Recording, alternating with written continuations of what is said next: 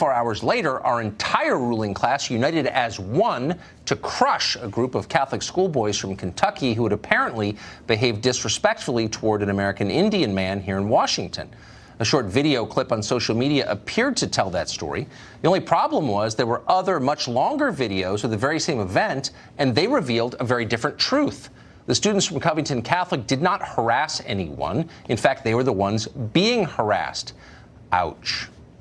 Various media luminaries swiftly deleted their scolding tweets. Some even apologized for them for getting it wrong. Self-awareness made a rare appearance in the National Press Corps. But the moment passed quickly. It is always painful to concede your mistakes, especially the mistakes you make because you've allowed mindless stereotypes rather than facts to shape your understanding of the world. Nobody wants to admit that. It's much easier to blame others. And so the media did just that.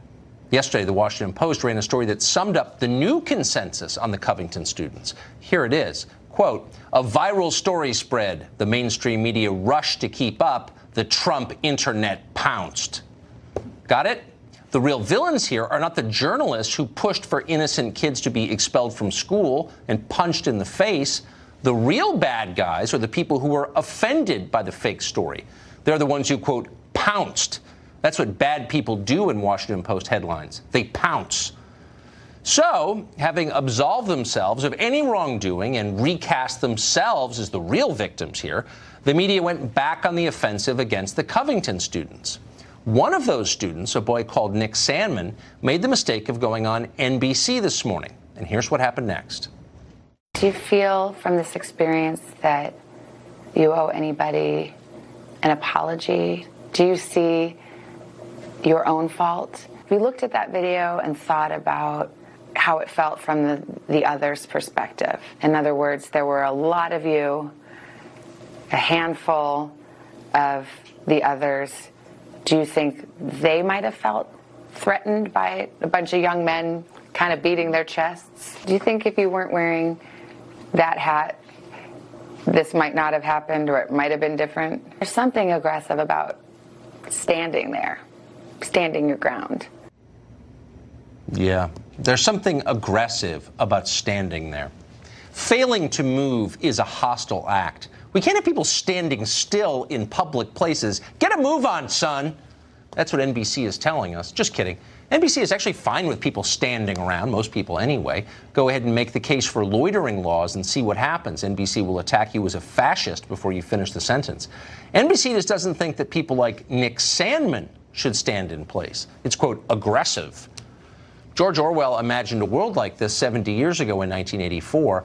For the disfavored, Orwell wrote, the smallest thing could give you away, a nervous tic, an unconscious look of anxiety, a habit of muttering to yourself.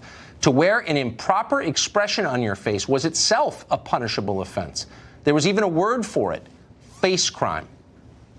Nick Sandman committed facecrime on Friday. There was just something about his face, something aggressive and sneering. For that crime, some of our superiors don't believe that Nick Sandman ought to be allowed to speak in public. Let MSNBC's Eddie Gowd explain. There was this attempt to kind of give a fuller account of the young man. And I think a lot of folks were asking the question, why do we always do this in these sorts of cases when white boys are involved? We give privilege to these white kids. He can sit down with Savannah Guthrie and redeem himself. But then there are all of these other folk who we just presume, who aren't so innocent. Privilege. That's the real problem here. Nick Sandman has too much privilege. So says the tenured Princeton professor with the cable contract. That professor, by the way, works 9 months a year for a guaranteed salary that puts him in the top 2% of all wage earners in this country. His day job has so few demands that he can spend most of his time sitting around a TV studio wearing makeup. And yet he is still the victim of Nick Sandman's privilege. The Ivy League professor has far less privilege than Nick Sandman, who is a Catholic school student from one of the country's poorest states. Way less privilege. Doesn't even compare. That's the case they're making. Let's be honest. This entire conversation isn't really related to what happened outside the Lincoln Memorial last Friday. The people who are angriest at Nick Sandman and his classmates don't actually care what happened there. They don't even know. They haven't watched the video. They don't plan to. This is not an argument about facts and evidence and truth. It's an argument about identity. The Kentucky students are being attacked for who they are, not for what they did or didn't do. The sooner the rest of us understand that, the sooner we will understand what is at stake here. Everything is at stake here. Most specifically, our ability collectively to live at peace in a multi-ethnic society. There's no longer an overwhelming majority group in this country. It is a diverse country, as we're often told. There's nothing wrong with that, but it takes thoughtful leaders to pull it off. The presumption of equality is a prerequisite for a diverse country. Once people start believing that some groups are inherently inferior to other groups, they have more privilege. They shouldn't be allowed to stand in public. There's something about their faces we don't like. When people start thinking that, the whole project falls apart. People start hating each other, and not hating each other for their opinions. We could fix that.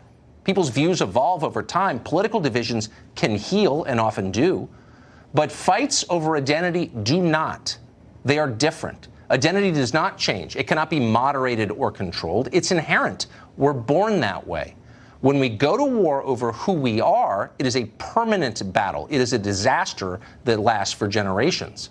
Identity politics will destroy this country faster than a foreign invasion. You should know that as you listen to them push it relentlessly, as they relentlessly do. Victor Davis Hanson is a senior fellow at the Hoover Institution, and he joins us tonight.